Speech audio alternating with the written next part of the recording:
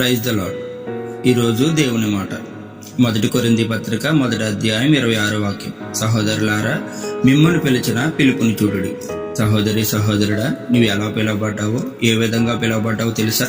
మొదటి యోహాను పత్రిక 3వ అధ్యాయము 1వ వాక్య ప్రకారంగా దేవుని కుమారులుగా పిలువబడ్డావు. రెండవది అపోస్తుల కార్యాల గ్రంథము 11వ అధ్యాయం 26వ వాక్య ప్రకారంగా క్రైస్తవులుగా పిలువబడ్డావు. మూడవది రోమీయులకు రాసిన పత్రిక 1వ అధ్యాయం 2వ వాక్య ప్రకారంగా పరిశుద్ధులుగా పిలువబడ్డాం.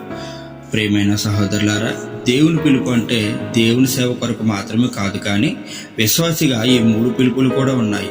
అపోస్తుడైన పౌలు ఇలా అంటున్నాడు: క్రీస్తు యేసునందు దేవుని ఉన్నతమైన పిలుపునకు కలుగు బహుమానము పొందవలనని గురి యొద్దకే పరిగెత్తుచున్నాను. ప్రియులారా, దేవుని 2వ రాకడ వరకు దేవుడు మనను పిలిచిన పిలుపులో నమ్మకంగా ఉందాం.